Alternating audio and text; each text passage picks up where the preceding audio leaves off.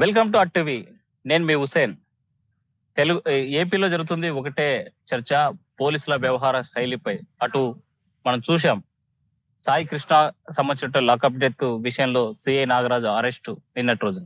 అయితే తాజాగా కర్నూలు జిల్లాలో గంగమ్మకు సంబంధించిన హత్య మరణంపై కూడా అనేక అనుమానాలు లేవనెత్తి వస్తున్నటువంటి నేపథ్యంలో లాకప్ డెత్ ఇది అని చెప్పి వస్తున్నటువంటి నేపథ్యం ఉంది. ఈ నేపథ్యంలోనే ఆర్టీవీ ఎక్స్క్లూజివ్ గా ఈ కేసుని ఛాలెంజ్ గా తీసుకొని లాకప్ డెత్తా లేకపోతే అనారోగ్యంతో మరణించిందా అనేటువంటి అంశం మీద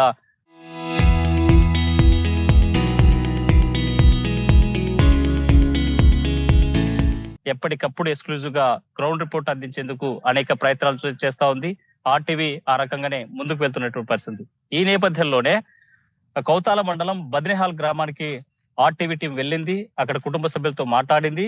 వాళ్ళ మాట్లాడేటువంటి క్రమంలో భయాందోళన కనిపిస్తుంది వాళ్ళ ఫేస్ లో. ఇది ప్రధానమైనటువంటి కారణం, పోలీసులు ఆ రకమైనటువంటి ట్రీట్మెంట్ ఇచ్చారా, లేకపోతే ఏం మాట్లాడితే ఎక్కడి నుంచి మరో ప్రమాదం వస్తుందా అనేటువంటి భయాందోళన స్పష్టంగా కనిపిస్తుంది ఆ గ్రామ ప్రజల అందరిలో కూడా. అయితే తాజాగా కూడా హెచ్ఆర్ఎఫ్ సంబంధించిన బృందం వేదికకు సంబంధించిన బృందం నిన్నటి రోజున ఈ రాష్ట్ర ఉపాధ్యక్షులు యూజీ శ్రీనివాసుల ఆధ్వర్యంలో నిజ నిర్ధారణ కమిటీ పేరుతో బద్రిహాల్ వెళ్లారు. ఆ కుటుంబ సభ్యులతో మాట్లాడారు. అక్కడ ఏం జరిగింది, ఎలాంటి సిచ్యువేషన్ ఉంది, వాళ్ళు ఏం మాట్లాడారనే అంశం మీద మనతో మాట్లాడడానికి ఎక్స్క్లూజివ్ గా యూజీ శ్రీనివాసులు ఉన్నారు.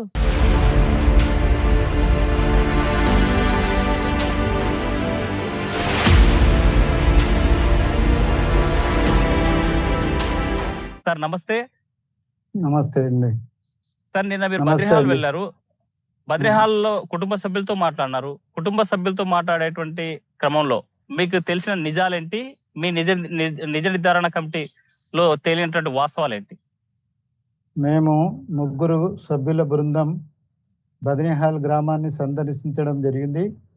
మేము సందర్శించినప్పుడు గంగమ్మ కూతురు చాలా భయంతో చెప్పడానికి కూడా సంకోచిస్తూ మాతో ఒక అరగంట సేపు మాట్లాడడం జరిగింది.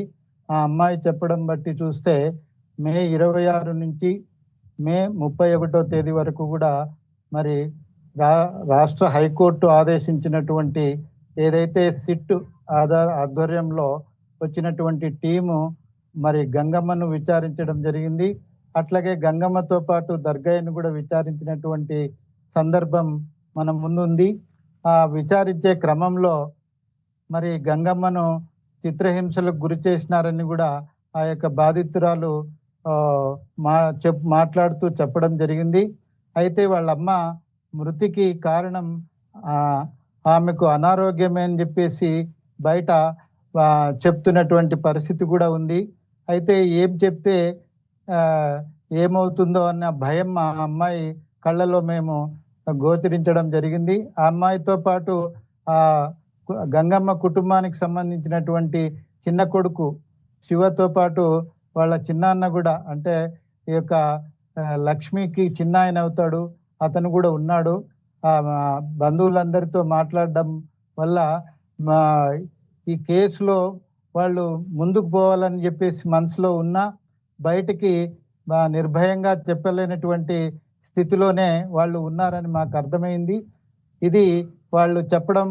ఇంకొక విషయం ఏమంటే, ఈ పోలీసుల చిత్రహింసలలో భాగంగానే మరి పోలీసుల అదుపులో ఉన్నటువంటి గంగమ్మను వాళ్ళ అమ్మాయితో లక్ష్మితో పాటు మే 31వ తేదీన సాయంత్రం ఆదోన్ నుంచి మరి కర్నూలుకి తీసుకువెళ్ళడం జరిగింది. మరి అనారోగ్యం అయితే మరి పోలీసుల హింస జరిగిందా, పోలీసుల హింస వల్ల ఆమె అనారోగ్యానికి గురైందా, లేకపోతే భయంతో బాధితురాలు కూతురు లక్ష్మి చెప్పడం బట్టి చూస్తే మరి అమ్మాయి ఈ మొత్తానికి కిమ్స్ హాస్పిటల్లో కర్నూలులో అడ్మిట్ చేసినారని చెప్పింది. ఆ మరుసటి రోజు అంటే జూన్ 1వ తేదీన ఉదయం 7 గంటలకు మరి ఆ గంగమ్మ మృతి చెందడం జరిగింది. మేము విచారించినటువంటి క్రమంలో గ్రామ ప్రజలనైతేనేమి కుటుంబ సభ్యులనైతేనేమి విచారించినటువంటి క్రమంలో పోలీసుల చిత్రహింసల వల్లే ఈ యొక్క గంగమ్మ మృతి చెందిందని చెప్పేసి మేము మానవ హక్కుల వేదికగా భావిస్తున్నాం. సార్ చెప్పండి, కామన్ గా మనం ఏ చిన్న విషయం అంటే మనం ఊర్లో ఘర్షణ జరిగినా రియాక్ట్ అవుతాం, కుటుంబ సభ్యులైనా లేకపోతే ఆ ఇరుగు పొరుగు ఉన్న వాళ్ళంతా కూడా. ఒక మనిషి గంగమ్మ అనేటువంటి మహిళను ఆ ఆ మహిళ మరణం మీద అనేక అనుమానాలు వస్తున్న నేపథ్యంలో కుటుంబ సభ్యులతో పాటు గ్రామస్తులు కూడా ఎందుకు రియాక్ట్ కాలేనటువంటి సిచ్యువేషన్ ఉందంటారు అక్కడ? మామూలుగా ఆ అక్కడ బాగా వెనకబడినటువంటి ప్రాంతము కౌతాళం మండలం అయితేనేమి, మొత్తం ఈ యొక్క పశ్చిమ ప్రాంతం యొక్క దాన్ని కౌతాళం మండలమే జిల్లాకు పూర్తిగా పడమటికి ఉంటుంది. ఆ ప్రాంతం బాగా వెనుకబడిన ప్రాంతం కాబట్టి ప్రజలు మేము ప్రజా సంఘంగా ప్రజల ముందుకు వెళ్ళినప్పుడు విషయాలు చెప్తారు, కానీ వాళ్ళు బయటకు వచ్చి చెప్పే పరిస్థితి అయితే అక్కడ లేదని చెప్పేసి మేము అర్థం చేసుకోవడం జరిగింది. మేము అందులో భాగంగానే వాళ్ళు బయటకు వచ్చి చెప్పలేకపోయినా కనీసం జరిగింది మాతోనైనా చెప్పమంటే వాళ్ళు చెప్పడానికి కూడా సంకోచిస్తూనే చాలా విషయాలు చెప్పడం జరిగింది. ఈ యొక్క పోలీసులు విచారించేటటువంటి క్రమంలో గంగమ్మనైతేనేమి, ఆమె ప్రియుడు, ఆమెతో సంబంధం కలిగినటువంటి దర్గయ్యను మరి ఆ యొక్క వీరేంద్ర శవాన్ని ఎక్కడ పూడ్చిపెట్టినారని చెప్పేసి వాళ్ళిద్దరిని కూడా వాళ్ళిద్దరి మీద ఒత్తిడి తేవడం, అట్లాగే వాళ్ళను చిత్రహింసలకు గురి చేసేటటువంటి పరిస్థితి కొనసాగింది అని చెప్పేసి ప్రజలు స్పష్టంగా చెప్తున్నారు. అయితే బయటకు వచ్చి చెప్పడానికి వాళ్ళు సంకోచిస్తూనే మాట్లాడడం జరిగింది. సార్, ఇలాంటి కేసులో మనం చూసాం, వివాహేతర సంబంధం పెట్టుకుని కన్న కొడుకునే కడదేసినటువంటి తల్లి తప్పు చేసింది. తప్పు చేసింది.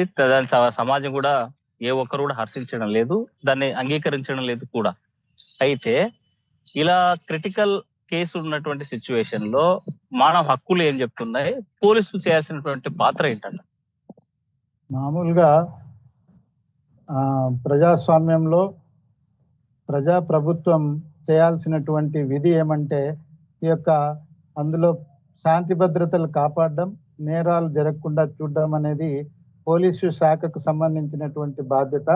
మరి అందులో భాగంగా ఈ వీరేంద్రను చంపినటువంటి విషయంలో హైకోర్టు ఆదేశాల మేరకు వచ్చినటువంటి సిట్ అయితేనేమి, అట్లాగే పోలీసులు అయితేనేమి మామూలుగా ఏం చేయాలంటే ఫిర్యాదు ఇచ్చినటువంటి వాళ్ళ ఫిర్యాదును నమోదు చేయడంతో పాటు నిందితులుగా వాళ్ళు నిర్ధారణకు వచ్చినటువంటి వారి పట్ల వాళ్ళ హక్కులు అనేవి ఉన్నాయి.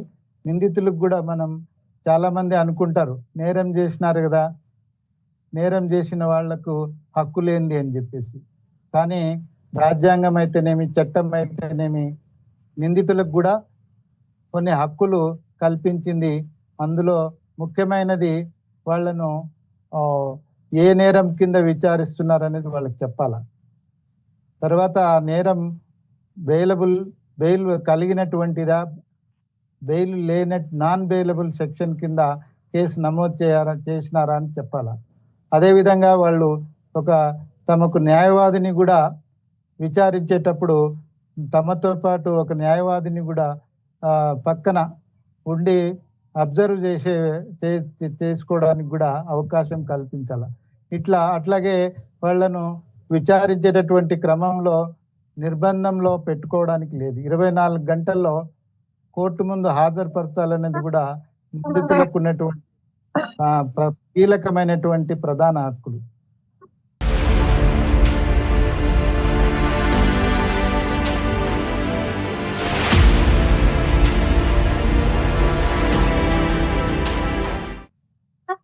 అంటే మనం చూసాం, హక్కులు ఉన్నాయి.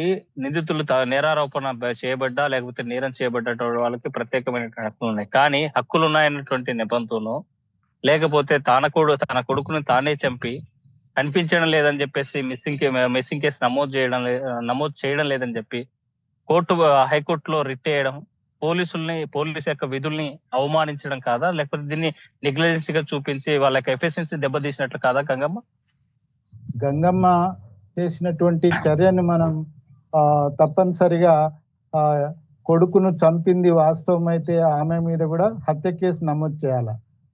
అందులో ఎటువంటి అనుమానాలు పెట్టుకోవాల్సినటువంటి అవసరం లేదు.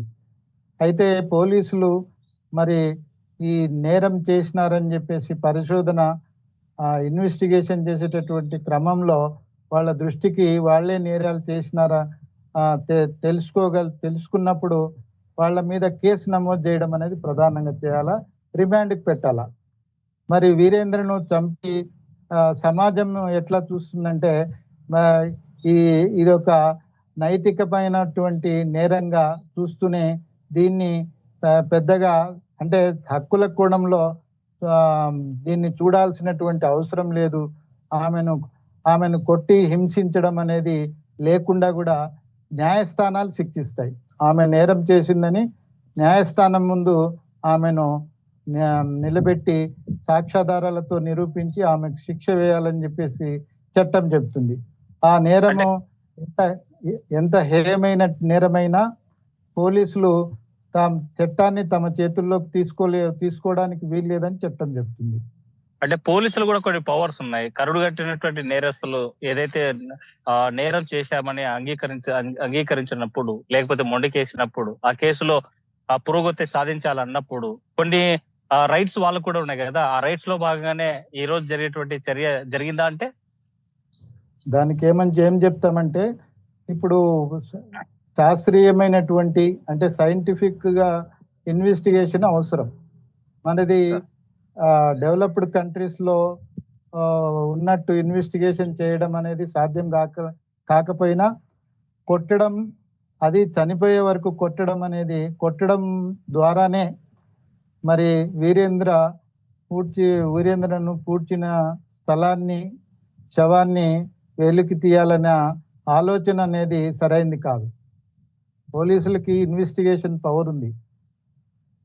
ఒక్కొక్కసారి నిందితులు తిరగబడి పోలీసుల మీద కూడా చేయి చేసుకుంటున్నప్పుడు వాళ్ళని అదుపు చేయడానికి వాళ్ళను కొంత బలప్రయోగం చేసేటటువంటి హక్కు ఉంటుంది. దాన్ని ఎవరు కాదనడానికి లేదు. ఇక్కడ ఆ పరిస్థితి లేదు. దాదాపు 6 రోజుల పాటు మరి గంగమ్మ అయితేనేమి, దర్గా అయితేనేమి పోలీసుల అదుపులో ఉన్నారు.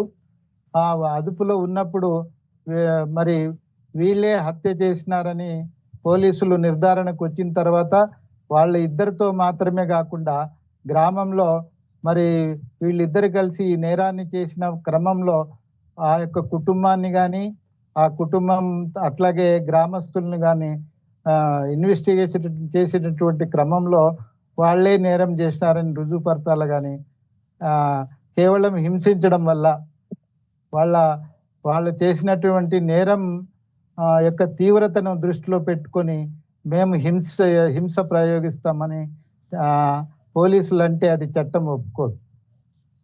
అంటే మనం చూసాం ఈ కేసులో సంబంధించి వీరేంద్రకు సంబంధించినటువంటి అస్థికలు తీశారు. అవి ఫోరెన్సిక్ రిపోర్ట్ కూడా పంపించారు. కానీ ఆ గ్రామంలో ఒక మాట వినిపిస్తుంది, అది 17 ఏళ్ళు సంబంధించినటువంటి వీరేంద్ర అలియాస్ వీరేష్ సంబంధించినటువంటి మృతదేహం కాదు, దానికి సంబంధించినటువంటి అస్థికలు కాదు అనేటువంటి అనుమానాలు వ్యక్తమవుతున్నాయి. మీరు గంగమ్మ కుటుంబంతో మాట్లాడేటువంటి క్రమంలో అలాంటి డౌట్స్ ఏమైనా ఎక్స్ప్రెస్ చేశారా? వాళ్ళు ఏమైనా చెప్పారా మీకు? మాకు వీరేంద్రన్ చనిపోవడంలో వాళ్ళ గంగమ్మ పాత్ర ఉందని చెప్పేసి పరోక్షంగా వాళ్ళు చెప్పడం జరిగింది. అయితే ఈ పోలీసుల ఇన్వెస్టిగేషన్ లో భాగంగా ఏదైతే శవాన్ని బయటికి తీశారో అది వీరేంద్రదేనా కాదా అన్నది మరి డిఎన్ఏ రిపోర్ట్ లో తెలిసేటటువంటి అవకాశం ఉంటుంది. అది మరి ఎవరైతే ఉంటారో ఆ డిఎన్ఏ టెస్ట్ చేసేటటువంటి డాక్టర్స్ ఇచ్చే రిపోర్ట్ మీద ఆ విషయం ఆధారపడి ఉంది. అంటే ఫోరెన్సిక్ రిపోర్ట్ రాలేదు, వీరేంద్ర అస్థికలు బయటికి తీసి ల్యాబ్ కి పంపించారు, కానీ అది వీరేంద్రదే అని చెప్పి ఎలా కన్ఫర్మ్ చేయగలుగుతున్నారంటారు పోలీసులైనా లేకపోతే సమాజమైనా? మనకు ఉన్నటువంటి ఇన్వెస్టిగేషన్ లో అది వీరేంద్ర సంబంధించిన మృతదేహం సంబంధించిన అస్థికలే అని చెప్పేసి ఒక వాదన వినిపిస్తుంది. దీన్ని ఎట్లా చూడాలంటారు? దీన్ని మరి సైంటిఫిక్ గా చూడాలన్నప్పుడు డాక్టర్లను సంప్రదిస్తే కొంత మనకు క్లారిటీ వచ్చే అవకాశం ఉంటుంది. మామూలుగా ఒక శవాన్ని గుర్తించాలన్నప్పుడు ఫోరెన్సిక్ డిపార్ట్మెంట్కి సంబంధించినటువంటి వాళ్ళనే ఆశ్రయిస్తారు. ఈ ఈమె కుటుంబానికి సంబంధించిన వాళ్ళ డిఎన్ఏ ద్వారా కూడా తెలిసే అవకాశం ఉంటుందేమో మరి. అవి గంగమ్మ చనిపోయినటువంటి క్రమంలో ఆమె నుంచి కూడా మరి స్పెసిమెన్స్ అనేవి తీసుకొని మరి పరీక్షించడం జరుగుతుంది. ఆ పరీక్షలో తేలే అవకాశం ఉంటుంది.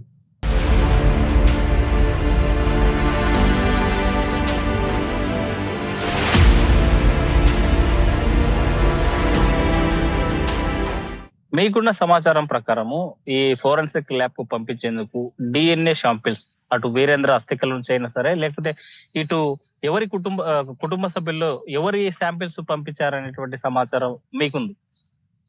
మాకైతే అందుకు సంబంధించినటువంటి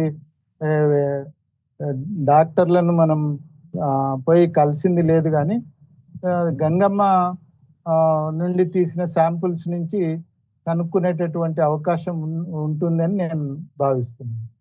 ఇప్పుడు గంగమ్మ విషయం కాసేపు అలా పెట్టేస్తే, దర్గప్ప ఇప్పుడు ప్రాణాపాయ స్థితిలో ఉన్నాడు. ఈ మధ్య కాలంలో కాస్త కోలుకుంటున్నాడు. ఇక్కడే కర్నూలు జనరల్ హాస్పిటల్లో 2 చేతులు కూడా పనిచేయడం లేదు. తన పరిస్థితి కూడా విషమంగా ఉంది అని చెప్పి మొన్నటిదాకా డాక్టర్స్ చెప్పినట్టు మాట. అయితే ఇప్పుడు కాస్త ఆరోగ్యం కూడా మెరుగుపడుతుంది అని చెప్పారు. ఇప్పుడు ప్రత్యక్ష సాక్షి దర్గప్ప ఈ విషయంలో ఏం జరిగింది, గంగమ్మకు సంబంధించినటువంటి సిట్టు విచారణ చేసేటువంటి క్రమంలో అనేటువంటి అంశాల మీద, తన మీద ఎలాంటి కనీసం ఎవరు కూడా మాట్లాడలేనటువంటి సిచ్యువేషన్, ఎవరితో కూడా పోలీసులు మాట్లాడొద్దనేసి ఆంక్షలు విధించడాన్ని, ఈ కంట్రోలింగ్ పెట్టడాన్ని ఎట్లా చూడాలంట? పూర్తిగా ఇది హక్కులని హరించేటటువంటి చర్య.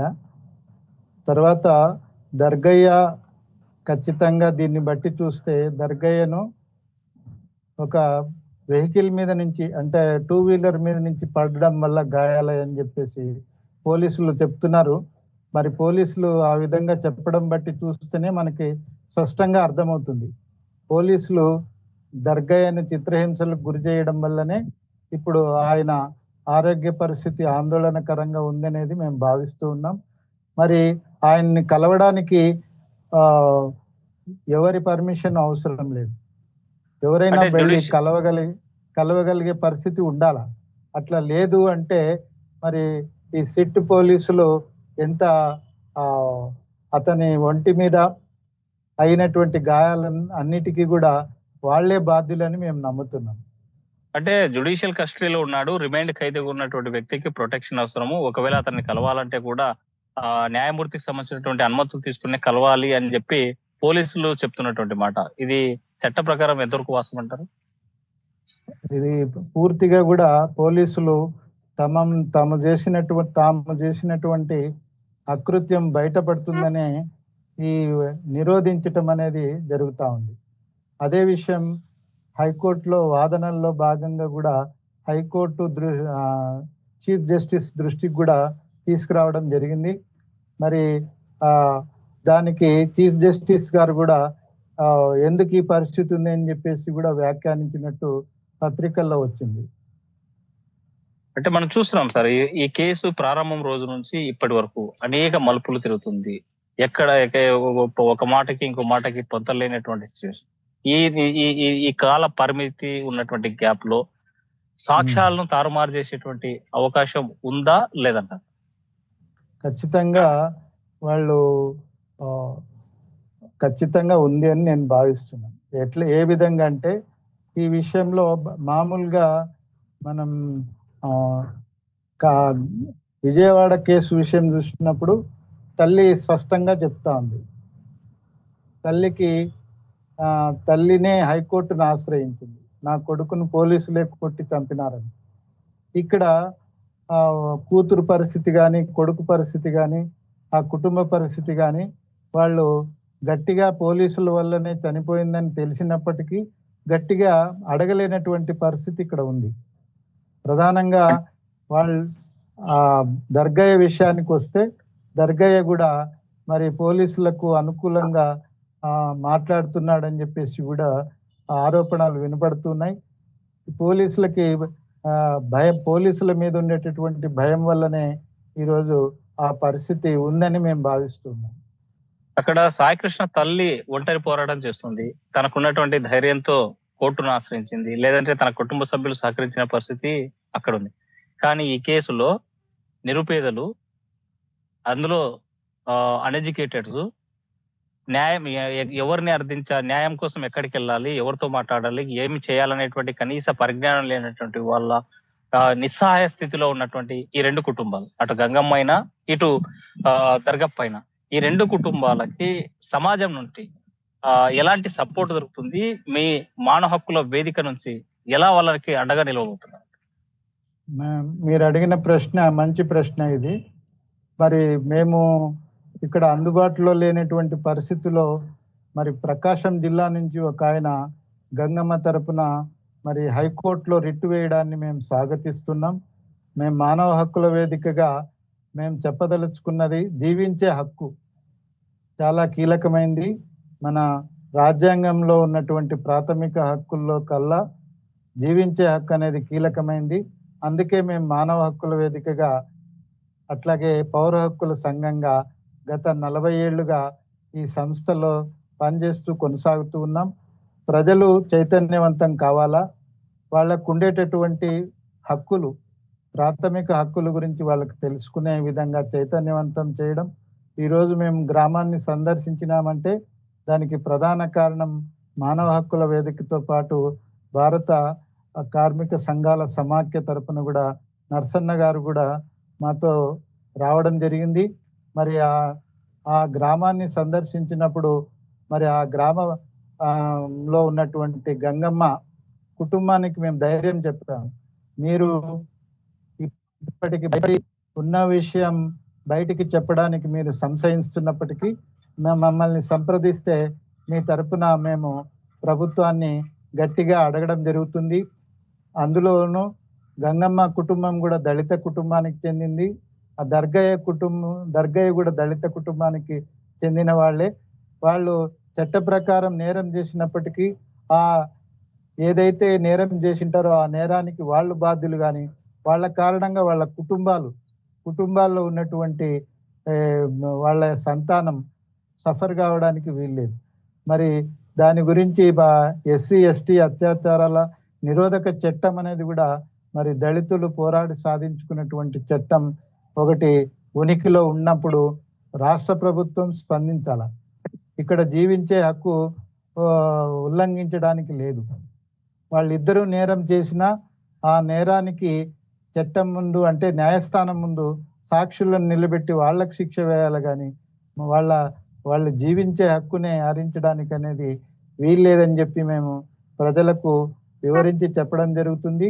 అదేవిధంగా కలిసి వచ్చేటటువంటి శక్తులతో కలిసి బాధిత కుటుంబం ముందుకు వస్తే తప్పకుండా ఆ కుటుంబానికి న్యాయం జరిగే విధంగా, ఇప్పుడు సిట్ పోలీసులు ఎవరైతే ఉన్నారో వాళ్ళు కూడా నేరం చేసినట్లే. మనం గంగమ్మ దర్గయ్యల గురించి ఇంతసేపు మాట్లాడుకున్నాం. మరి వాళ్ళు చేసింది నేరం అని భావించినప్పుడు చట్టం ఏం చెప్తుంది? వాళ్ళ మీద కేసు నమోదు చేయాలా, వాళ్ళని రిమాండ్కి పెట్టాలా?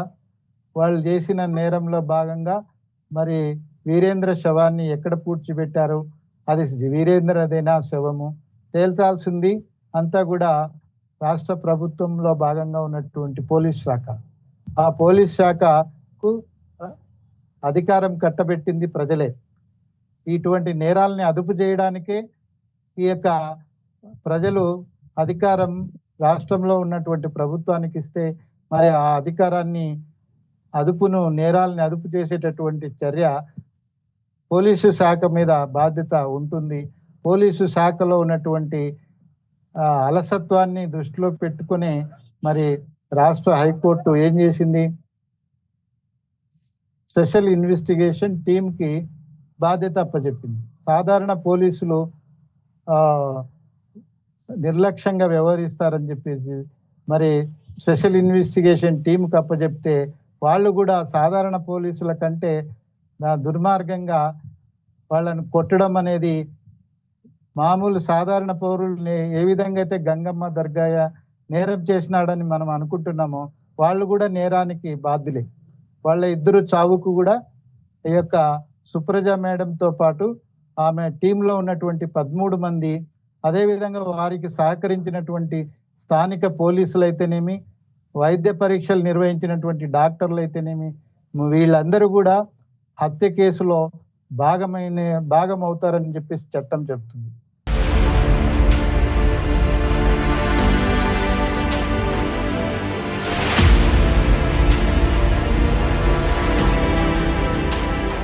చట్టం చెప్పండి. చెప్పండి సార్. చట్టము పగడ్బందీ ప్రజలకే కాదు, దాన్ని నేరాలు చేసినటువంటి వాళ్లకు శిక్ష వేయించడంలో భాగంగా పోలీసులు హింస చేస్తే వాళ్ళు కూడా వాళ్ళ కారణంగా చనిపోతే వాళ్ళ మీద కూడా హత్య కేసు నమోదు చేయమని చట్టం చెప్తుంది. మనం చూసాం తాజాగా తమిళనాడులో కూడా కొంతమందికి లాకప్ డెత్ కేసులో మరణ శిక్షలు వేసినటువంటి జడ్జిమెంట్ కూడా చూసిన పరిస్థితి. అయితే సార్ ఇక్కడ చట్టాలు పగడ్బందీగా ఉన్నాయి, అట్రాసిటీ చట్టాలు పగడ్బందీగా ఉన్నాయి. మానవ హక్కుల సంఘాలుగా మాట్లాడడానికి మీరు సిద్ధంగా ఉన్నారు. ప్రజా పౌర హక్కు సంఘాలన్నీ కూడా ఆ కుటుంబానికి మద్దతుగా ఉండేందుకు సిద్ధంగా ఉన్నాయి. కానీ బాధిత కుటుంబము నోరు మెదపలేనటువంటి పరిస్థితుల్లో మాట్లాడేటువంటి సిచ్యువేషన్ లో ఉంటే నిజాన్ని ఇక్కడ ఉన్నట్టు జరిగినటువంటి వాస్తవాలను సమాధి అయినట్టే అనుకోవచ్చా? ఇప్పుడు ఇది కూడా చాలా జెన్యూన్ క్వశ్చనే. ఇప్పుడు హైకోర్టులో గంగమ్మ వాళ్ళేం రిట్ పిటిషన్ వేయలేదు గంగమ్మ మృతి మీద. ఎవరు వేశారు? ప్రకాశం జిల్లా ఆయన వేశాడు. మరి వాళ్లకు నోరు లేదు, వాళ్ళకు మాట్లాడలేని పరిస్థితి, వాళ్లకు చట్టాల పట్ల అవగాహన లేదు, వాళ్ళు ఎవరిని ఆశ్రయించాలో తెలియదు. కాబట్టే ప్రజల్లో భాగమైనటువంటి ఒక పౌరుడు మరి స్పందించి వాళ్ళ తరపున వేస్తే హైకోర్టు ఇక్కడ గంగమ్మ విషయంగానే మరి ఇన్వెస్టిగేషన్ చేయమని చెప్పేసి మాట్లాడుతా ఉంది.